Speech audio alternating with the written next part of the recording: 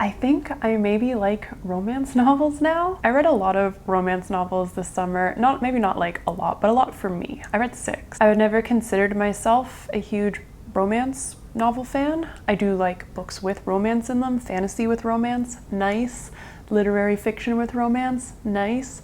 But a romance novel itself that is largely centered around that novel or that romance has just not really been my thing for maybe ever. Possibly with the exception of sapphic romance novels, which I did read a lot more when I was younger. But I think that's because they weren't always as formulaic as what I consider a romance novel to be. I feel featured more difficulties along the way, which is what drew me to them. There were obviously issues of homophobia and coming out, and as someone who was dealing with some of these things as a bisexual young teenager, I appreciated reading about them. Some of the books I will be talking about are sapphic romance novels, and there are 2 by Emily Henry with 2 straight couples. And I have mixed feelings about all of them. Well, different feelings about all of them, not mixed. I'm very sure about my feelings for most of these books. And I will talk about them kind of, I think, from my least liked to my most liked. I think the last 2 are kind of pretty even with each other. I mean, we'll talk about one before the other, but I liked them both probably a pretty even amount. And then there's a few in the middle that those I maybe had like actual mixed feelings about, or just some things worked, some things didn't for me. I found myself really enjoying a lot of the tropes, a lot of the different situations the characters found themselves in. It was a fun sort of journey to get through all these romance novels. And yeah, I can't wait to talk about them more. The first one, the one that I did not like at all, also the first one that I read earlier in the summer, is Love at First Set by Jennifer Dugan. This one follows our main character, Lizzie. She is bisexual, she works at the gym, and the gym is her only personality. Her best friend James also works at the gym, and his parents actually own the gym. They both work there together, and she ends up kind of being dragged to his sister's wedding with him. She doesn't really want to go to this wedding, but she finds herself there, and in the bathroom, she hears another woman crying or just being very upset, and they kind of talk it out, and she finds out that this other woman does not really want to be in the relationship she's in. So Lizzie tells her, you know what, just break it off. Like, you deserve to be happy. And she is fully unaware that this woman is James's sister, Kara. And she essentially convinces her to not go through with her wedding. And she doesn't, and a huge drama ensues around that. James is really upset that his sister is not getting married. He sort of bonded with her ex-fiance the night before, despite not knowing him and not even being very close with his sister. But he's like, I'm going to kill whoever changed their mind, because Kara does say that she talked to someone who helped her see that she was doing something she didn't actually want to do, but she doesn't say that it's Lizzie. But James gets so pissed, and it's just so weird that he gets so mad. And you just know that this is going to come up later, and there's going to be a big drama about this later. And it's so annoying knowing like that this is hanging over you. It just, and you know, if James was like very close friends with Max or something, her ex-fiance, I'd be like, you know what, okay, I get why he'd be upset. If he was close with Kara, maybe he just thinks he's like, I don't know, he feels more entitled to an opinion, but they're not close. They don't see each other like at all. And he doesn't know Max. Sorry, I'm like harping on this, but this honestly was maybe one of the most frustrating things, because it was just felt so manufactured for drama to come up later. So obviously Lizzie's hiding the secret. She doesn't want James to know. She tells Kara this. Kara ends up living with James for a bit. She tells Kara this, and Kara's like, okay, I won't tell anyone that you're the one who convinced me not to get married. She and Kara become closer. There's a whole other like drama around that. James is like, oh, you're gonna hit on my sister, and Kara's like, and Lizzie's like, oh, I don't think so. I don't think I want to do that, but of course she does. And they end up getting together, and some of that's cute, some of that's fun. But it's honestly mostly frustrating because nobody really has a personality in this book. There's other drama, there's other like secrets that Kara's hiding from Lizzie and James is hiding secrets from Kara and Lizzie. Lizzie's kind of hiding her own things, and it's just, you know, this is gonna blow up eventually. There just wasn't a lot of good communication in this book from any of these characters. I don't think James was a good friend. He was asking so much of Kara, and then like a tiny bit of a spoiler, like obviously the drama does blow up and he does get mad at her for a few different things. And which is just ridiculous because he was also hiding things and lying and being a little deceitful as well for semi-justified reasons, but so is Lizzie. Like obviously she didn't tell you that she's the one who broke Kara and Max up in a sense because you said you would kill whoever did that when you found out. Like what? I promise this video is not just me ranting about this book, but yeah, the lack of communication from these like 28-year-olds, baffling people, did not let others finish their own sentences like a lot. Like I know that happens once in a while or whatever, but it just happened so much And I feel like that doesn't happen in real life. I feel like when you're usually arguing or having a conversation in real life or trying to apologize, people usually let you finish their sentences. That's been my experience. Maybe that's not always the case, but even in some of the worst arguments I've had with partners or friends, I feel like we've usually both been able to get our piece in without someone just being like, no, I can't listen anymore, essentially. So yeah, such a miss. I don't know, the sex scenes didn't make up for it. The like romantic cute scenes did not make up for it. It was just not a very well written book. Did not like almost any of the characters. I felt a little bit bad for Lizzie because she had some other stuff going on with her family and uncertainties about the job. There's a whole other plot line about the job that I won't get into. But I didn't like her that much either. Again, just lack of communication, just to the point where it felt like the author was building, like trying to build this up to that dramatic point to then smooth things out. It didn't feel natural, if that makes sense. And I know romance novels are, I don't want to say manufactured, but formulaic in that sense that you do expect that drama to happen. And it did in almost every other book that I read, romance novel that I read for this. But yeah, sorry, I think I'm done. It just wasn't very good. The next book I read is Devon and Chris Plan a Wedding by Shensia C. Higgins. This is a dual perspective book about two women who get onto a reality TV show, a dating show, or really a wedding show actually. The whole point of the show is to meet people as part of the cast and then convince both your families that you're getting married and plan a wedding in 6 weeks. And whoever gets to walk down the aisle wins either $100,000 or the wedding gets paid for. And so far, everybody has chosen the $100,000 and not the wedding because the relationships have been fake. However, one of the characters, Chris, actually wants to get married. She really wants to get married. She really wants to find someone who suits her well. And she and another woman, Devon, whose perspective you also follow, do get together. And you do see a sort of romance bloom, of course. Devon has her own sort of reasons for being on the show, primarily that she wants to use it as a way to come out to her family, who she has not been out to at all. Her mom is pretty religious, and she's very worried about coming out, understandably. And so you follow both of them planning this fake wedding, telling their families, and of course falling in love with each other. And through this reality TV show, while having to do all these different sort of like tasks that they need to get their families involved with, like picking a venue, picking flowers, picking a wedding dress, all the while not really being totally sure how the other one is feeling. This one was fun. I've been watching a bit more reality TV these last couple of years than I ever have before, so it was kind of fun to, I don't know, follow through this one. It felt realistic-ish. I've obviously never been on reality TV, but the sort of way things were set up felt like, I mean, the author knows something about reality TV. I don't know if she has a background there, if she just did research, but that was cool. I really liked that. Except for the fact that there was no drama. That felt the least realistic about this, especially because it's meant to be reality TV. Because I understand wanting to write a more fluffy or cute romance novel without as much drama, just for fun, just for cute, for the nice spicy scenes. But this is a reality TV show, and there was so little drama. There was like 1.5 things that were maybe, but like it was like these things could have caused drama, but they didn't end up really causing any drama.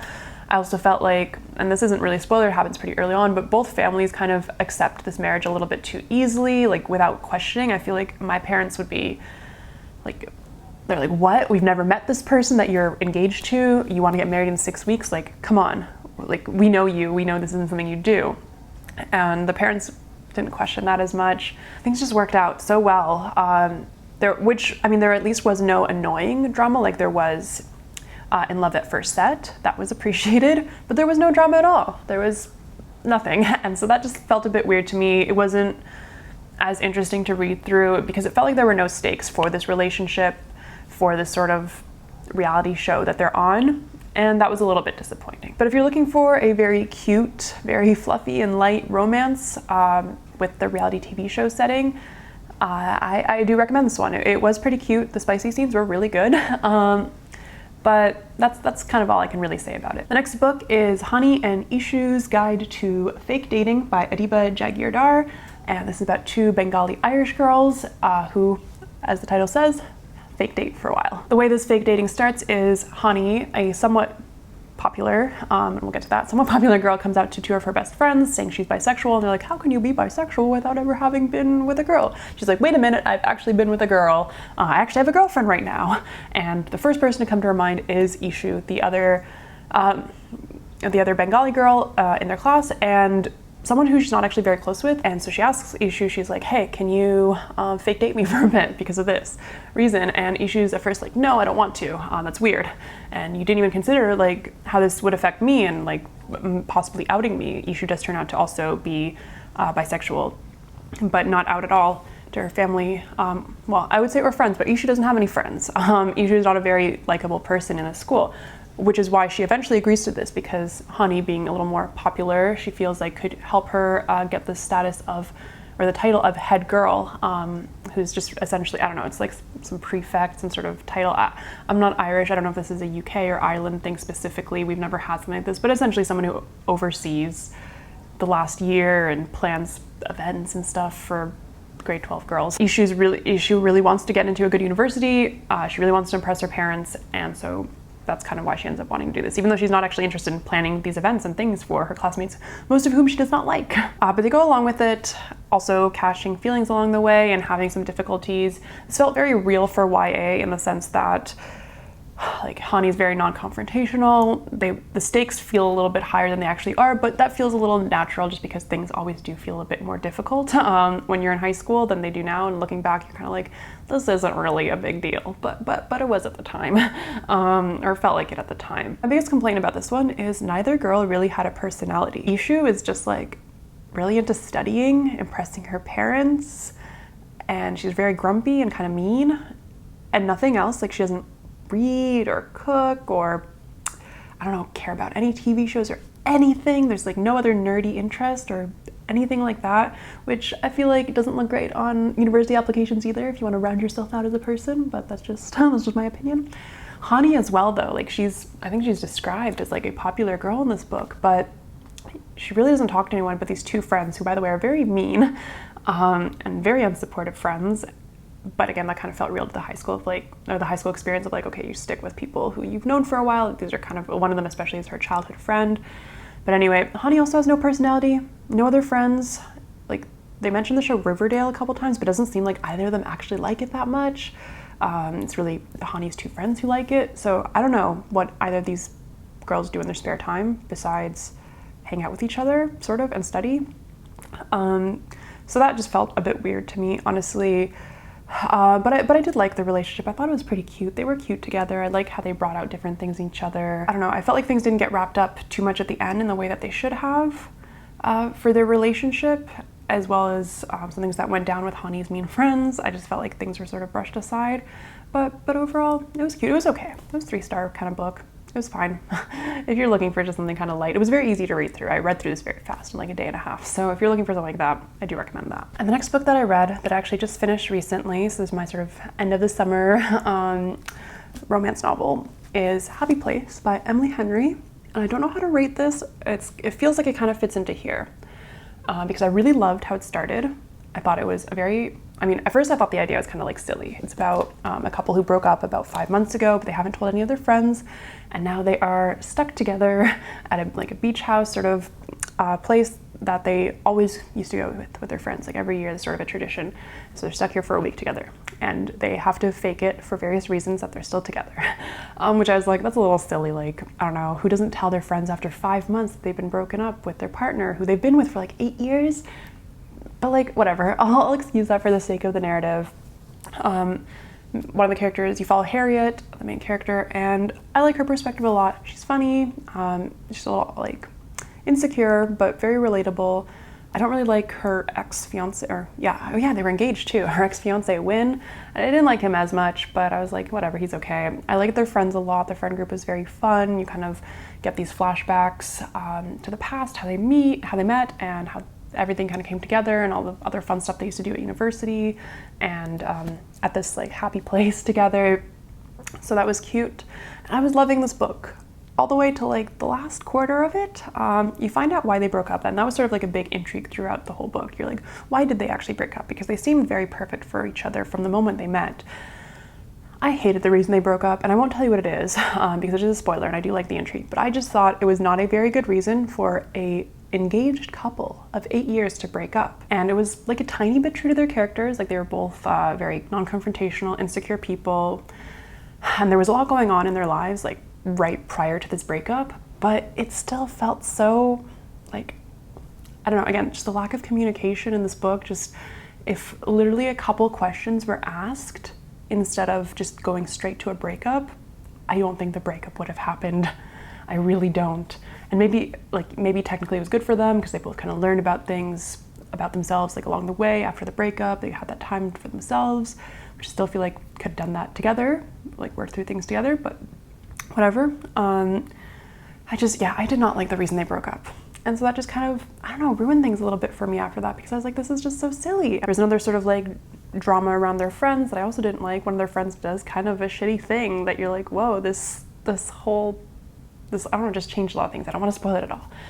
I think this is still worth reading if you really like Emily Henry, if you like romance. I don't think this is like the lightest or fluffiest romance by any means. And actually I was pretty sad reading aspects of it because I was like, it is very hard to be around your ex, especially a long-term ex, for a significant amount of time after you break up and when you're still clearly not over them. And I was just, I don't know, feeling really sad, like, it sucks. I read this because I read another Emily Henry book that I told two friends about, and they were so excited. They're like, this is her new book, you gotta read it. One of my friends even lent me this copy.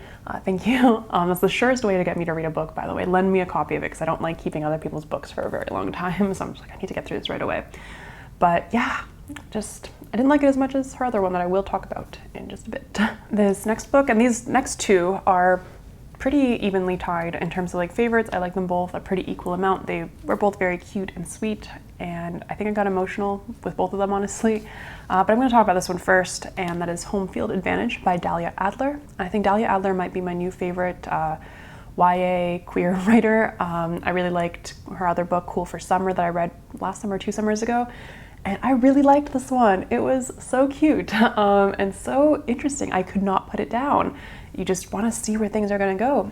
It is following two characters. I think it's also a dual perspective.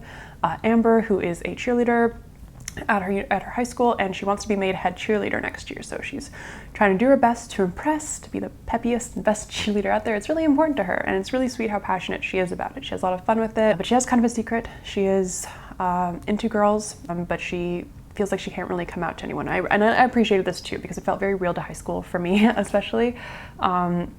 Although I did have more supportive people around me than I think she did. But yeah, her mom's actually very supportive, if I remember correctly, but her friends are maybe not, or at least she's not sure. Anyway, so she just doesn't want to come out yet. She's not ready. She has hooked up with some girls before, but she's never been in a serious relationship. So the school is still reeling from the loss of their last quarterback of the football team. He died in a car crash, and you find out pretty quickly on that Amber was not a huge fan of him. He was not a very cool person, or not a very good person. He was considered cool. But he was like the best player on the team, which isn't saying much. The team is not very good. He wasn't even that good, but people miss him, understandably. He had a lot of friends, admirers. So yeah, everyone's still kind of reeling from that. They get a new quarterback from a different school who comes in. Their name is Jack, and it turns out that they are a woman, a girl. And so the whole school is outraged. The football team hates her. The cheerleaders, for some reason, also hate her, except for Amber, who develops a crush on Jack. There's sort of like difficulty in the relationship because Jack feels that everyone is against her, including Amber for a bit. Amber also isn't very good at standing up to her friends, and that's partially because, or the whole cheerleaders, and that's partially because she wants to be head cheerleader. She doesn't want to cause a whole kerfuffle or anything. And she doesn't want to lose her friends either. She's known some of these girls for a very long time, her best friend in particular, who's the one she's also the most scared of coming out to because she and her family are very, very religious. So she feels like she can't tell her anything. She and Jack do develop a closer relationship. They do both admit that they have feelings for each other, and you do sort of follow that along. It's very cute. They feel like very realistic high school characters. Again, this is another book where the sort of like drama and issues feel very real to high school, where you can look back now as an adult and be a little like, this is so much easier than you're making it to be. But at the time it wasn't easy. So I like that. And I think that sort of like drama culmination of this book compared to Love at First Set worked so much better. It felt a lot more realistic. There's like tiny annoying parts that again could be like communicated better or whatever, but like I liked it so much more. I feel like things ended up getting wrapped up really well too. There was a lot of like intrigue throughout the book. I highly, highly recommend this one if you want to read queer YA. And this last book is Book Lovers by Emily Henry. A coworker of mine lent me this book and I liked it so much more than I thought. Up until this point, I'd only read one other Emily Henry book and I just thought it was okay. But this one made me cry near the end, so I liked it a lot. This book follows our main character, Nora, and her sister convinces her to kind of go take a sort of month summer vacation off. They go to this small town, which was featured in, oh yeah, Nora's a book editor, sorry. This town was featured in one of the books she edited, and, oh no, she's an agent. Oh my gosh, I'm forgetting this. I read this well. She's an agent, a book agent, and the book that she helped publish takes place in the small town that they end up going to. It ends up not being exactly how it was described in the book, but yeah, the whole point is to kind of let loose. Nora and her sister are very close.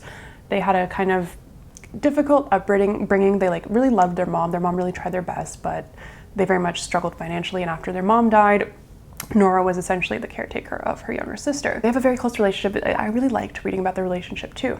But anyway, Nora has not been very lucky in her romantic life, and her whole thing is like she feels like she's the villain of all these like cutesy small town story tropes, like when the main character leaves the big city to go to the small town. They meet someone cute in the small town who they end up realizing like, oh, there's so much more than my job and busy, fast city life.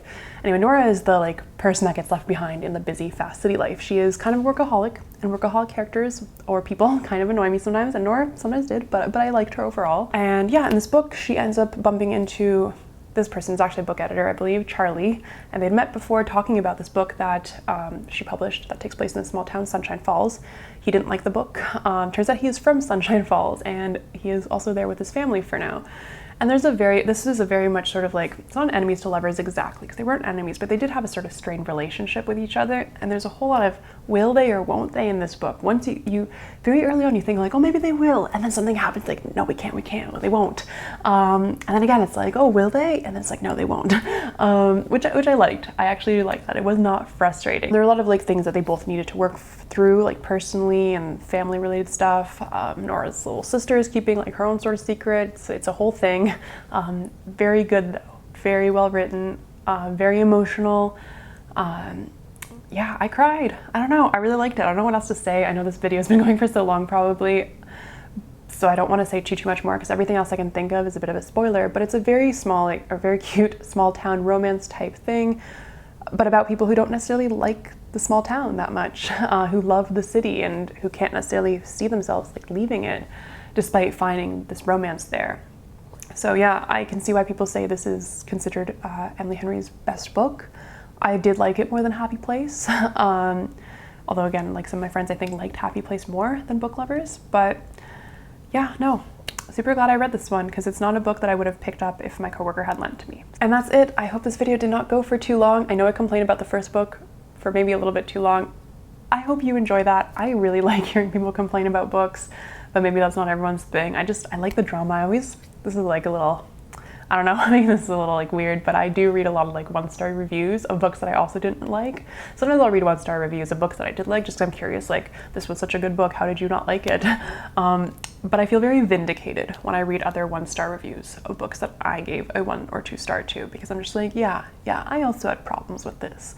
Anyway, I think I'll end the video here. Let me know if you have another romance novel recommendation of any kind. I am a little more into them than I thought I would be, and I would definitely check out some more. I had a lot of fun reading these, even the ones that I didn't like as much. You know, hate reading is a thing too, and I also enjoy it sometimes, clearly. So yeah, I'm open to any recommendations. Please like and subscribe this video if you liked it. If you haven't subscribed already, it would mean so much to me. And yeah, hope you're reading something good. Hope you have a lovely rest of your day.